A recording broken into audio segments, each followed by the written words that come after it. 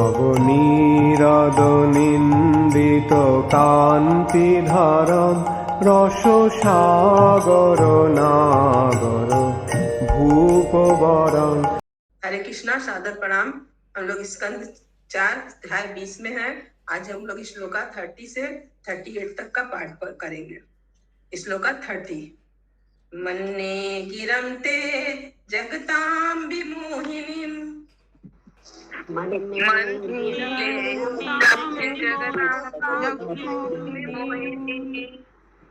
वरं विश्वेति भजन्तम् आश्रयत्।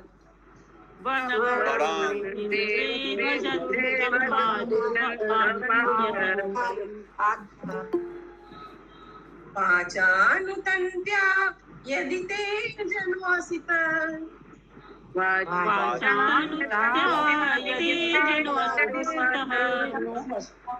कथं पुनः कर्म करोति मोहित।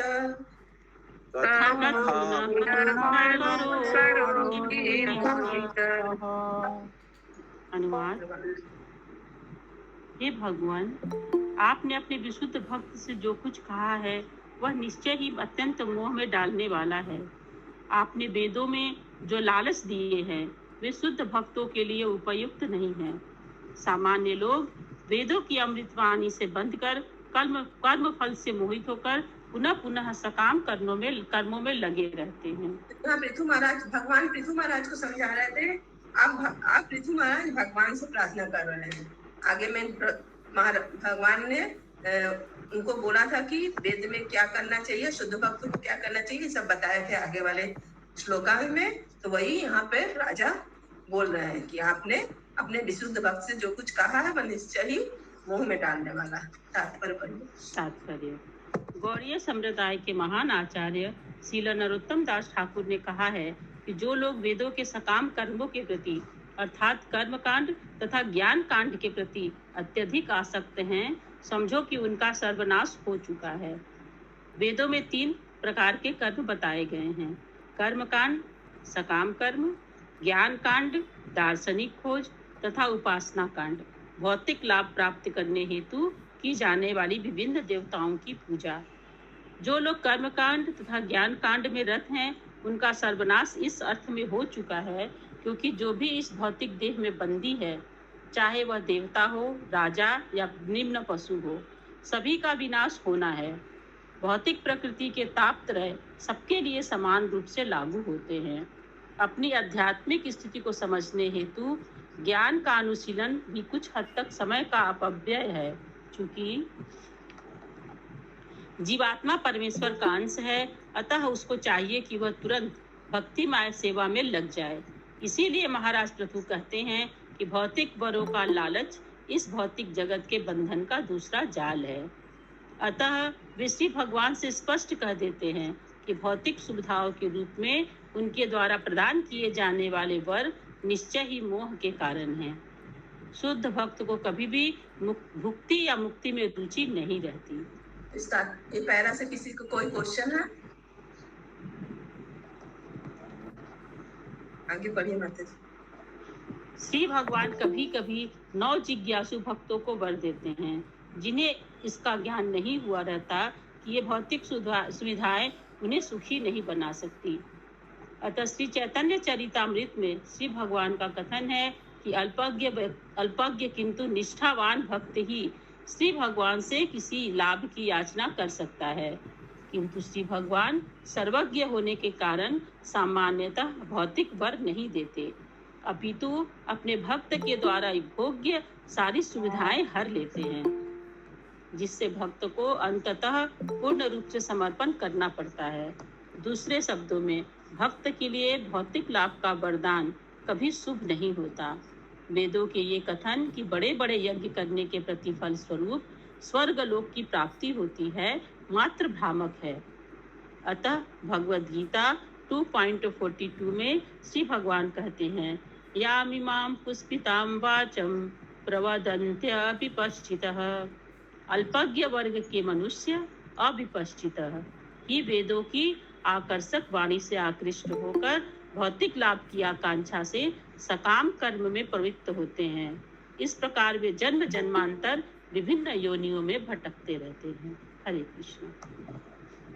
किसी का कोई क्वेश्चन है इसी लाइन से?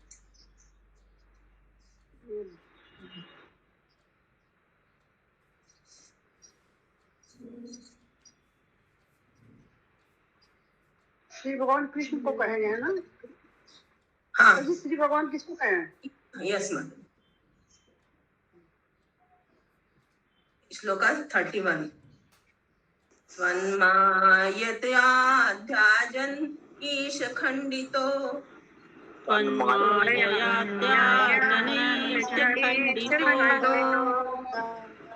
यदन्यत् आशास्तरितात्मनो अबुध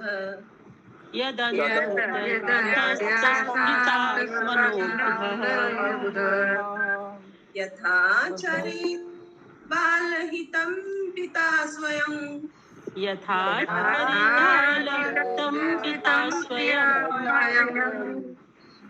तथा त्वमेवा अहर्षि न समीहितुम्।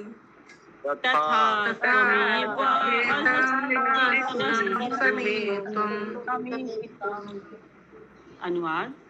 हे भगवान, आपकी भ्रामक शक्ति माया के कारण इस भौतिक जगत के सभी प्राणी अपनी वास्तविक स्वाभाविक स्थिति भूल गए हैं और वे अज्ञानवश समाज, मित्रता तथा प्रेम के रूप में निरंतर भौतिक सुख की कामना करते हैं। अतः आप मुझे किसी प्रकार का भौतिक लाभ मांगने हेतु न कहें, बल्कि जिस प्रकार पिता अपने पुत्र द्वारा मांगने की प्रतीक्षा किए बिना उसके कल्याण के लिए सब कुछ करता है, उसी प्रकार से आप भी जो मेरे हित में हो मुझे प्रदान करें। यहाँ भी भगवान से प्रार्थना कर रहे हैं पृथु महाराज। तात्पर्य। पुत्र का यह कर्तव्य है कि वह बिना कुछ मांगे अपने पिता पर आश्रित रहे। अच्छे पुत्र को विश्वास होता है कि पिता अच्छे से जानता है कि पुत्र को कैसे लाभ पहुंचाया जाए।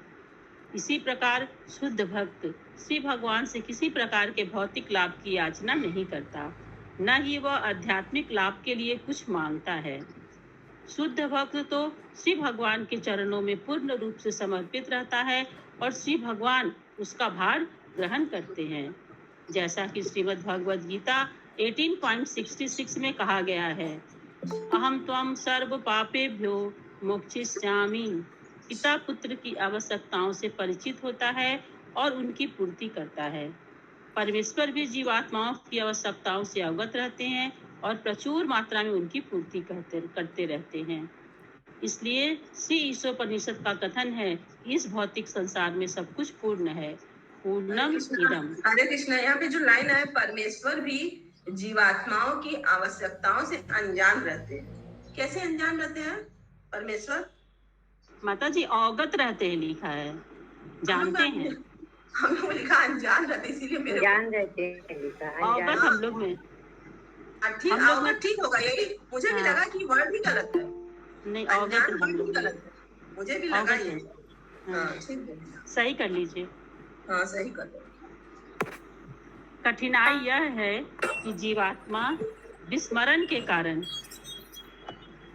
हाँ ठीक है। अरे सरोज माता जी कौन है?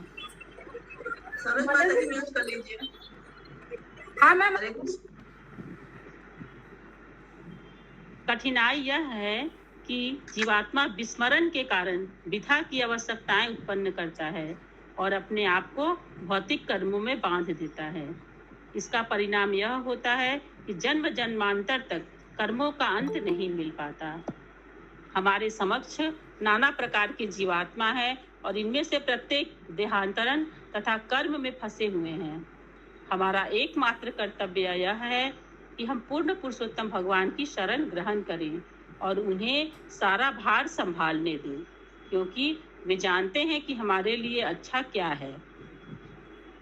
अतः महाराज पृथु श्री भगवान से कहते हैं कि परम पिता के रूप में जो कुछ पृथु के लिए लाभप्रद हो वे वही वर दें। जीवात्मा की यही सही स्थिति है। इसीलिए श्री चैतन्य महाप्रभु अपने शिक्षाष्टकम में हमें उपदेश देते हैं। न धनं न जनं न सुंदरीं कवितां वा जगदीश कामये मम जन्मनि जन्मनीश्वरे भवताद भक्तिर अहेतुकी त्वयि। हे परम शक्तिमान श्री भगवान, मैं न तो धन संग्रह करना चाहता हूँ, न मुझे सुंदर स्त्री का भोग करने की इच्छा है और न मुझे अनेक अनुयायी चाहिए। मुझे तो जन्म जन्मांतर आपकी अहेतुकी भक्ति चाहिए। निष्कर्ष यह है कि शुद्ध भक्त को न तो भक्ति में सेवा से किसी प्रकार के भौतिक लाभ की कामना करनी चाहिए और न सकाम कर्म या दार्शनिक चिंतन के द्वारा मोहग्रस्त होना चाहिए। उसे निरंतर श्री भगवान की सेवा में लगे रहना चाहिए। यही जीवन की परम सिद्धि है। हरे कृष्ण। हरे कृष्णा। श्लोका 32। किसी का कोई क्वेश्चन है तात्पर्य से? ठीक है।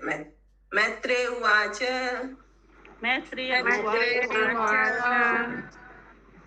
त्यादिराजेन नुत स्वविश्रदुःख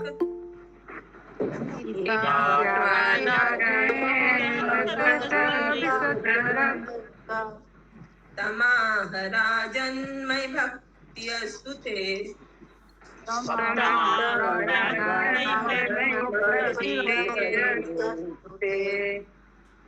दृष्टया ईदृशी धीमहि ते कृतायया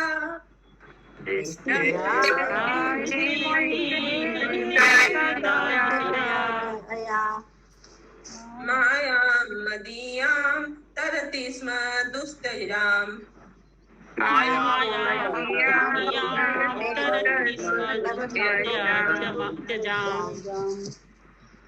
अनुवाद।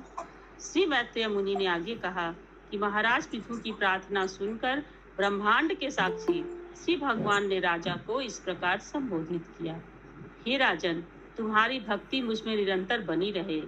ऐसे शुद्ध उद्देश्य से जिसे तुमने बुद्धिमत्ता पूर्वक व्यक्त किया है, दुर्लभ माया को पार किया जा सकता है। तात्पर्य। श्रीमद् भगवद गीता में भी इसकी पुष्टि श्री भगवान ने की है कि माया दुर्लभ है। कोई भी सकाम कर्म, ज्ञान या योग द्वारा माया को पार नहीं कर सकता। इससे पार पाने का एकमात्र साधन भक्ति है, जैसा कि श्रीमद् भगवद गीता 7.14 में श्री भगवान ने स्वयं कहा है। मामेव ये प्रपद्यन्ते मायाम एताम तरन्ति ते। यदि कोई भव सागर को पार करना चाहता है तो भक्ति को अपनाने के अतिरिक्त दूसरा कोई विकल्प नहीं है। अतः भक्त चाहे स्वर्ग में रहे या नरक में, उसे कभी भी किसी भौतिक पद की इच्छा नहीं करनी चाहिए। शुद्ध भक्त को सदैव श्री भगवान की सेवा में संलग्न रहना चाहिए, क्योंकि वही उसकी वास्तविक वृत्ति है। इसी स्थिति में पांव जमाकर प्रकृति के कठोर नियमों पर विजय पाई जा सकती है। हरे कृष्ण। हम लोग को सिर्फ भक्ति करनी चाहिए और कुछ नहीं करना चाहिए।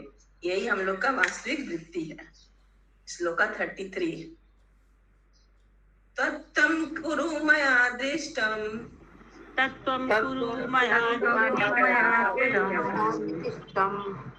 अप्रमत्तः प्रजापते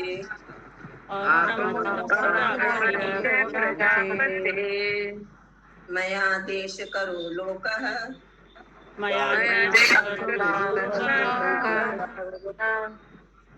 सर्वत्र आपनोति शोभनम्।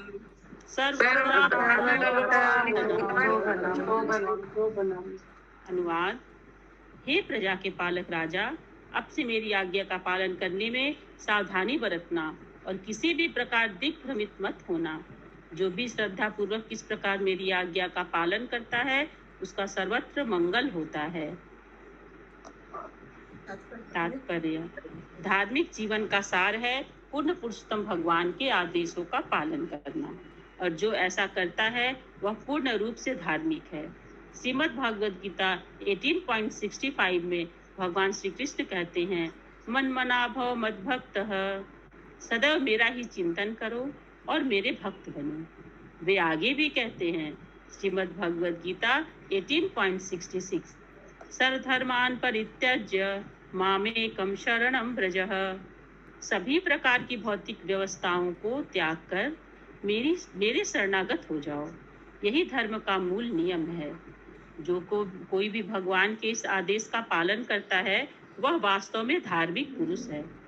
अन्य सबको वंचक कहा गया है, क्योंकि धर्म के नाम पर न जाने कितने प्रकार के कार्य दुनिया भर में चलते हैं जो वास्तव में धार्मिक नहीं है, किंतु जो पूर्ण पुरुषोत्तम भगवान की आज्ञा का पालन करता है उसका विश्व भर में सर्वत्र मंगल ही होता है। हरे कृष्ण। श्लोका 34। मैत्रेय उवाच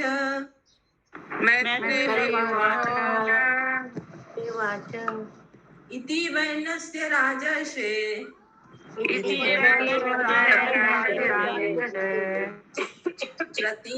प्रतिनंद अर्थवत् वच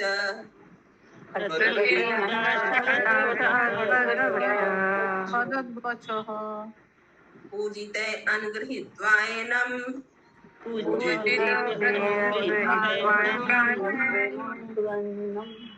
गन्तुं चक्रे अच्युते मतिम्।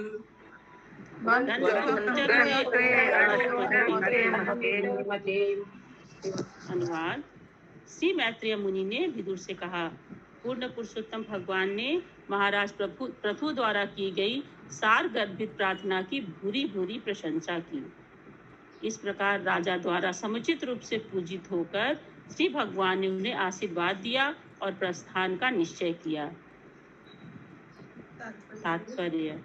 इस श्लोक के सबसे महत्वपूर्ण शब्द प्रतिनंद्यार्थवद्वचः है, जिनका अर्थ यह है, श्री भगवान ने राजा द्वारा की गई सार्थक प्रार्थना की प्रशंसा की। जब भक्त श्री भगवान से प्रार्थना करता है तो वह भौतिक लाभ की याचना करने हेतु नहीं, वरन उनकी कृपा याचना के लिए करता है।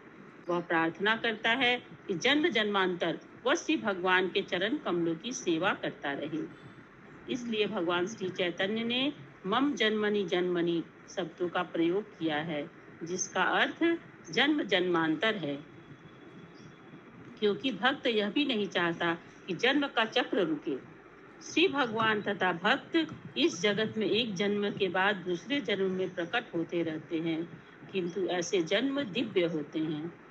श्रीमद् भगवद गीता के 4th अध्याय में श्री भगवान ने अर्जुन को बताया कि उनके तथा अर्जुन दोनों ही के इसके पूर्व अनेक जन्म हो चुके हैं।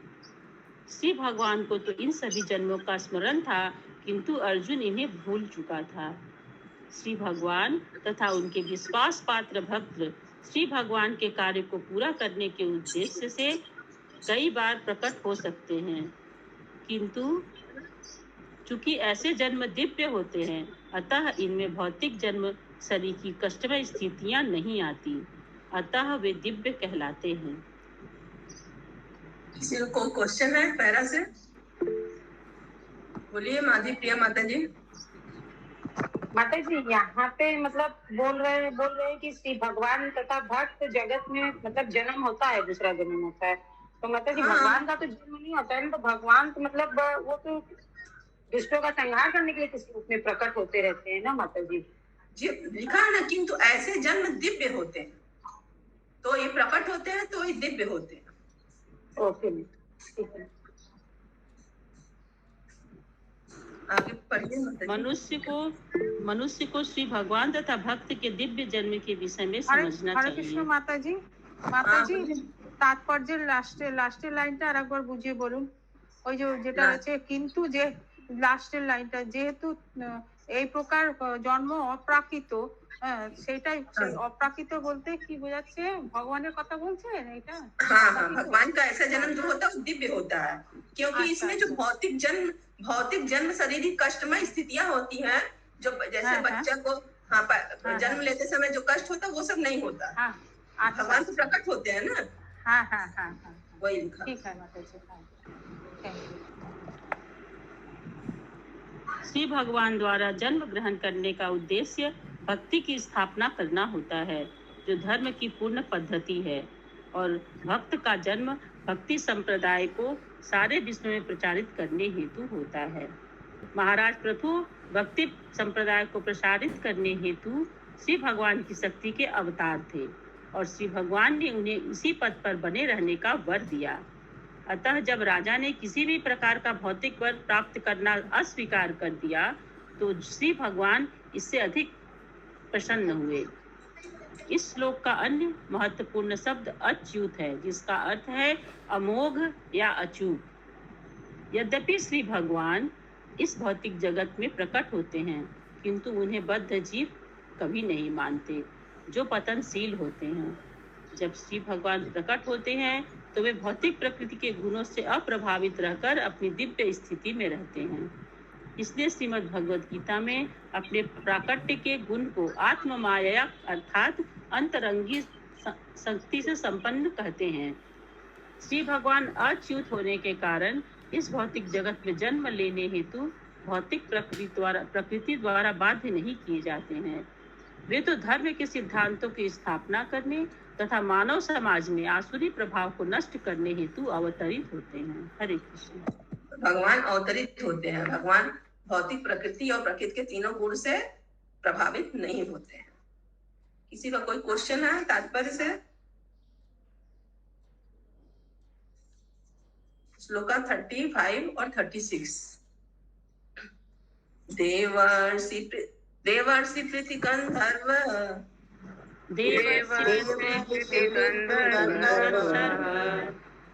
सिद्ध चारण पनंगा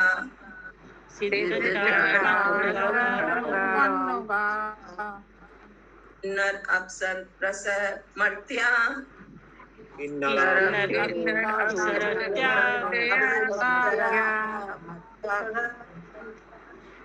खगा भूतानि अनेकशः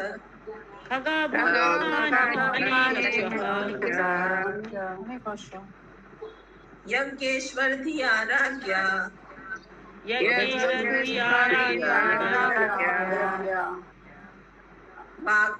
वाग्विता अंजलि भक्तिद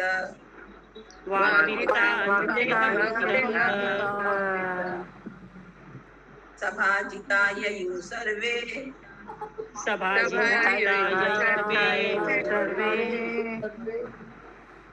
वैकुंठानुगतास्तथा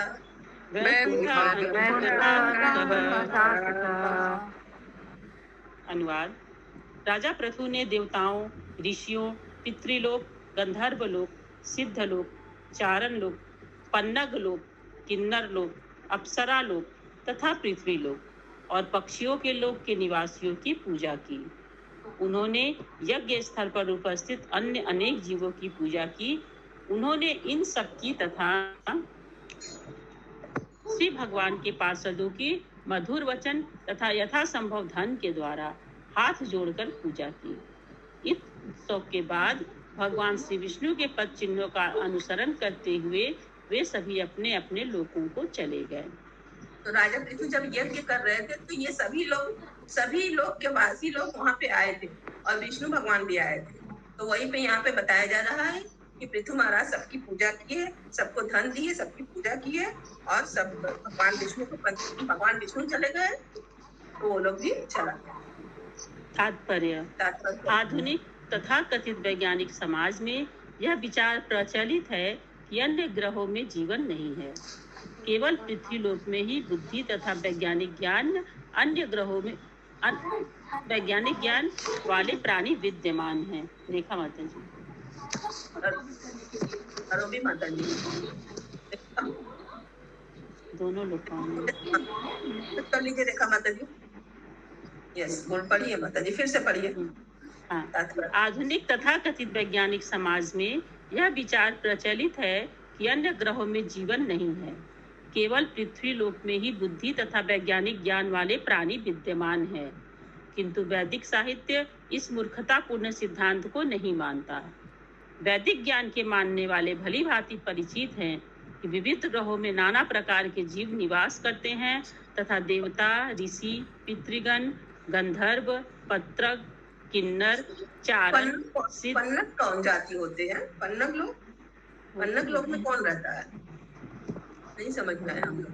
नहीं। हाँ, चलिए आगे पढ़िए। किन्नर, चारण, सिद्ध तथा अप्सराएं इत्यादि। वेद बताते हैं कि सभी लोकों में इस भौतिक आकाश में ही नहीं वरन आध्यात्मिक आकाश में भी नाना प्रकार के जीव निवास करते हैं।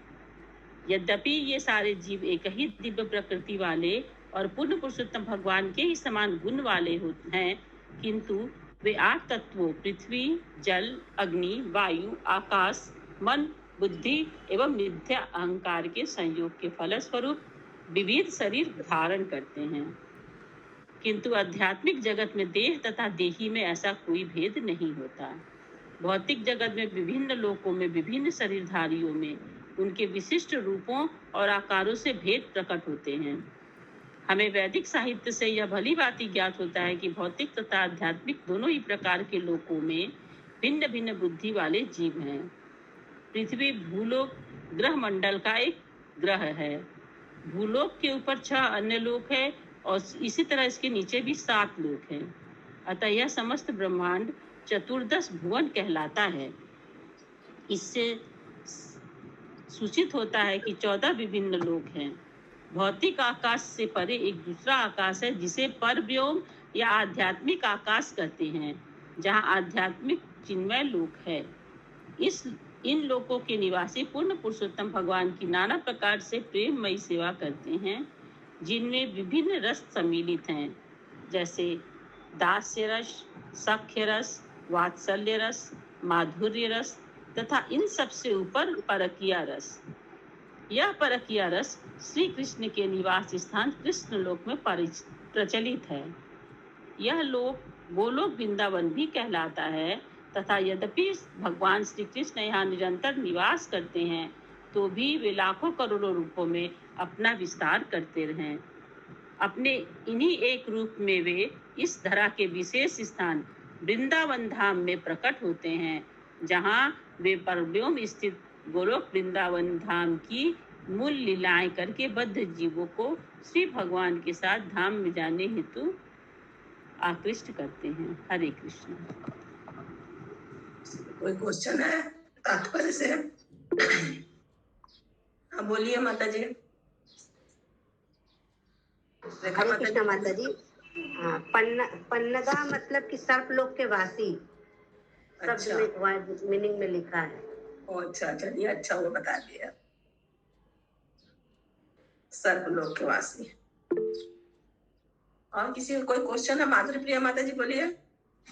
माता जी, माधुर्य रस मतलब कौन सा रस है माता जी? माधुर्य रस राधा रानी के संग थे भगवान, उसी को माधुर्य रस बोला गया। इसके ऊपर भी परकिया भाव है। परकिया मतलब स्वकीय, परकिया तो आप लोग जानते ही होंगे। स्वकीय मतलब अपनी जो पत्नी से होता है, और परकिया मतलब जो भगवान सबके संग रास लीला किए थे। ठीक है। श्लोका 37। भगवान अपि राजर से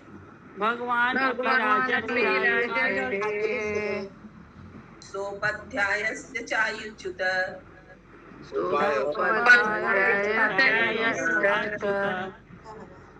अरण्यो अमुष्य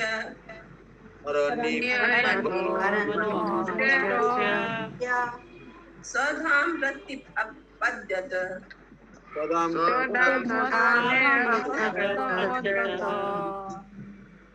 अनुवाद। राजा तथा वहां पर उपस्थित पुरोहितों के मनों को मोहित करने के बाद अच्युत श्री भगवान परव्योम में अपने धाम वापस चले गए। तात्पर्य। चूंकि पूर्ण पुरुषोत्तम भगवान सर्वथा आध्यात्मिक है, अतः वे अपना शरीर बदले बिना परव्योम से नीचे आ सकते हैं। इसलिए वे अच्युत अथवा अमोघ कहलाते हैं। जब जीवात्मा इस भौतिक जगत में आ गिरता है, तो उसे भौतिक शरीर धारण करना पड़ता है और वह भौतिक शरीर रूप में अच्युत नहीं कहला सकता। चूंकि वह श्री भगवान के सेवा कार्य के पद से नीचे पतित होता है, अतः जीव भौतिक जीवन की बद्ध अवस्थाओं में दुख भोगने हेतु अथवा उसका आनंद उठाने के प्रयास में भौतिक शरीर ग्रहण करता है।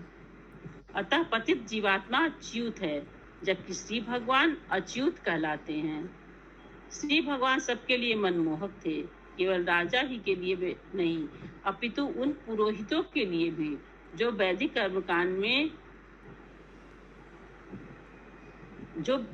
कर्मकांडों के अत्यधिक आदी थे। सर्वमोहक होने के कारण श्री भगवान को श्री कृष्ण अर्थात सबको आकृष्ट करने वाले कहा जाता है। महाराज पृथु के यज्ञ स्थल में भगवान क्षीरोदक्षाई विष्णु के रूप में प्रकट हुए, जो भगवान श्री कृष्ण के पूर्ण विस्तार हैं।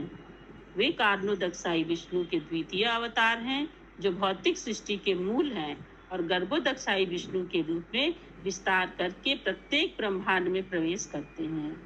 क्षीरोदक्षाई विष्णु उन पुरुषों में से एक हैं जो प्रकृति के भौतिक गुणों को अपने वश में रखते हैं। हरे कृष्ण। हरे कृष्णा। किसी का कोई प्रश्न है तात्पर्य से? नहीं तो आज का अंतिम श्लोका 38। अदृष्टाय नमस्कृत्य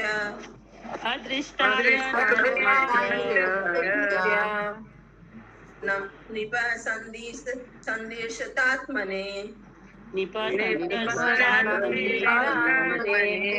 आत्मने अव्यक्ताय च देवानां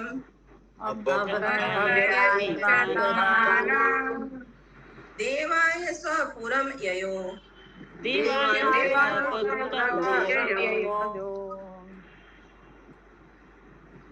अनुवाद। तत्पश्चात राजा पृथु ने समस्त देवों के परम स्वामी पूर्ण पुरुषोत्तम भगवान को सादर नमस्कार किया। यद्यपि वे भौतिक दृष्टि से देखे जाने की वस्तु नहीं है, फिर भी श्री भगवान ने महाराज पृथु के नेत्रों के समक्ष अपने आप को प्रकट किया। श्री भगवान को नमस्कार करके राजा अपने घर चले आए। तात्पर्य: परमेश्वर भौतिक आंखों से दिखाई नहीं पड़ते, किंतु जब भौतिक इंद्रियां श्री भगवान की दिव्य प्रेममयी सेवा में लगी रहती हैं, इस प्रकार पवित्र हो जाती हैं, तो श्री भगवान स्वतः भक्त के समक्ष अपने आप को प्रकट करते हैं। अव्यक्त का अर्थ है अप्रकट। यद्यपि यह भौतिक संसार पूर्ण पुरुषोत्तम की ही सृष्टि है, किंतु वे भौतिक आंखों से दिखाई नहीं पड़ते। किंतु महाराज पृथु ने अपनी शुद्ध भक्ति से आध्यात्मिक दृष्टि विकसित कर ली थी। अतः यहाँ पर ईश्वर को संदर्शितात्मा कहा गया है, क्योंकि सामान्य नेत्रों से अदृश्य रहकर भी वे भक्त को दृष्टि गोचर होते हैं। इस प्रकार श्रीमद् भागवतम के 4th स्कंध के अंतर्गत महाराज पृथु के यज्ञ स्थल में भगवान श्री विष्णु का प्राकट्य नामक 20वें अध्याय के भक्ति वेदांत तात्पर्य पूर्ण हुए। हरे कृष्ण। कृष्णा। श्रीमद् भागवतम की जय। जय जय।